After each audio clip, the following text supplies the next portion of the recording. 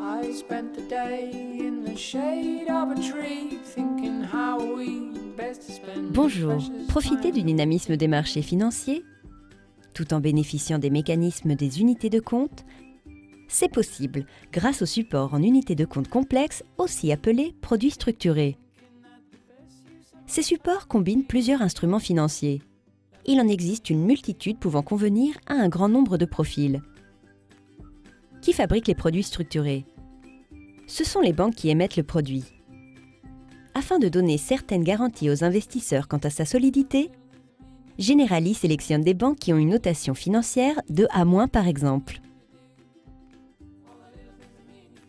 Un produit structuré est composé d'une partie obligataire qui fournit la protection ou la garantie en capital, d'une partie optionnelle, la source de dynamisme. Un produit structuré peut permettre de bénéficier d'un rendement lié à la performance d'un actif sous-jacent, comme des actions type Carrefour, Bouygues ou un indice tel que le CAC 40 ou encore un OPCVM, tout en profitant d'un certain niveau de protection du capital initialement investi à l'échéance. La banque émettrice, voire son garant en cas de défaillance de celle-ci, offre cette protection, mais il y a tout de même un risque de perte en cas de sortie anticipée du support par le souscripteur. Les produits structurés constituent une classe d'actifs à part entière. Ils reposent sur des éléments définis lors de la conception du produit par la banque émettrice et repris dans la documentation financière.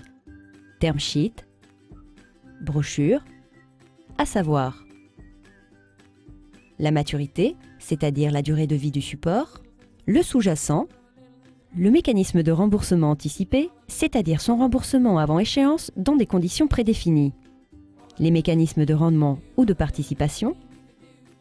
D'autres éléments spécifiques aux produits structurés seront détaillés par la suite. Voyons maintenant les produits structurés les plus commercialisés. Chacun peut proposer un niveau de protection de garantie en capital et un dynamisme qui lui sont propres. Les produits structurés à capital garanti protègent totalement le capital investi, même en cas de baisse du sous-jacent. Ceci hors frais et fiscalité applicable et hors défaut de l'émetteur. Le paiement se fait une fois le produit arrivé à échéance. Un capital garanti à 100% est adapté aux profils les plus défensifs. On trouve aussi des produits structurés à capital partiellement garantis à l'échéance.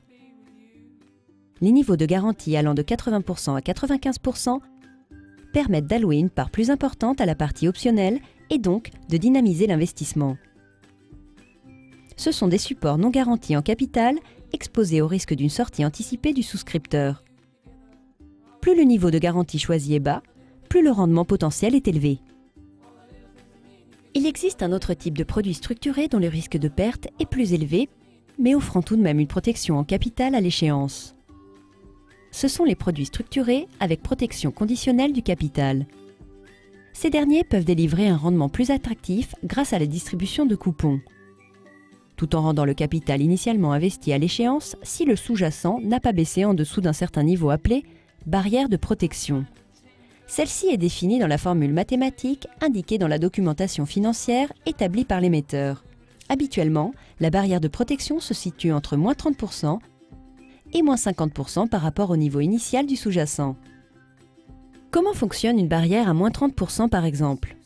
À l'échéance, si le sous-jacent n'a pas baissé de plus de 30% par rapport à la date de lancement du produit, le souscripteur récupère au minimum 100% du capital initialement investi, hors frais et fiscalité applicables et hors défaut de l'émetteur.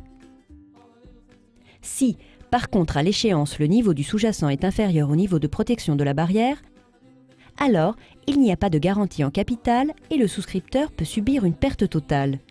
Le remboursement du capital initialement investi dans le produit structuré peut alors être nul. Il faut noter que plus la barrière de protection est basse, vers les moins 50%, moins le coupon potentiellement versé est élevé.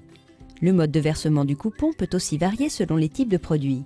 Ainsi, pour les produits de rendement à protection conditionnelle, on peut distinguer les produits de distribution et ceux de capitalisation. Les produits de distribution permettent de recevoir des coupons régulièrement si les conditions sont réunies. Ainsi, le coupon peut être distribué même si le sous-jacent est en baisse, mais dans la limite du seuil de versement des coupons défini dans la documentation financière. Par exemple, à chaque date de constatation annuelle, si le sous-jacent a chuté dans la limite d'un seuil de moins 20%, un coupon est versé et le produit continue. Un mécanisme de remboursement anticipé du produit structuré peut également être prévu. Par exemple, si lors de la date de constatation annuelle, le sous-jacent est stable ou en hausse par rapport à son niveau initial, le produit est rappelé et 100% du capital initialement investi, hors frais et fiscalité applicables et hors défaut de l'émetteur, est remboursé avec versement d'un coupon au titre de l'année. Le produit structuré prend fin. Voyons maintenant les produits de capitalisation. Ils ont également une barrière de protection, mais les gains sont versés uniquement lorsque le mécanisme de remboursement anticipé est enclenché. Dans ce cas, le produit s'arrête. Il existe aussi un effet boule de neige. Si après la première année, le niveau du sous-jacent est inférieur à son niveau initial, le gain n'est pas versé et le produit continue. À la fin de l'année suivante, si le sous-jacent est stable ou en hausse par rapport à son niveau initial, il sera versé un gain dont le montant correspondra à la somme qui aurait dû être versée sur les 2 dernières années écoulées. Si ce n'est pas le cas, nous repartons pour une année supplémentaire et ainsi de suite jusqu'à échéance du support.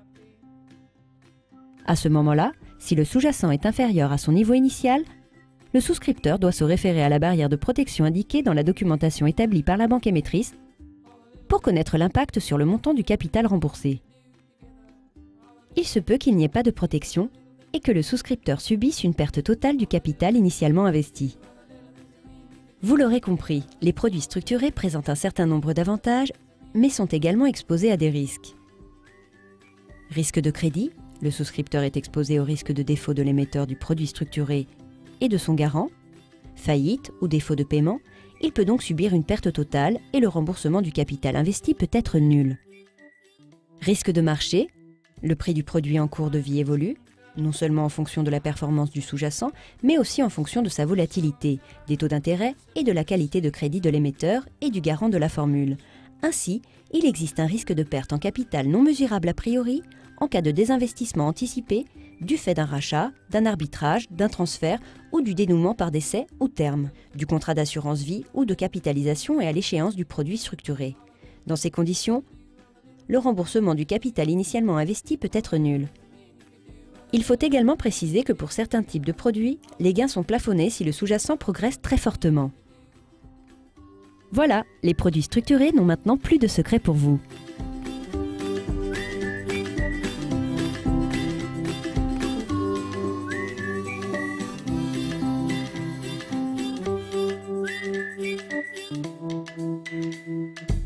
We'll find a tinker and hire a tailor, respect the soldier and salute a sailor. No, I'm no rich man, but neither a poor man, but I'll be your beggar man if you're my thief.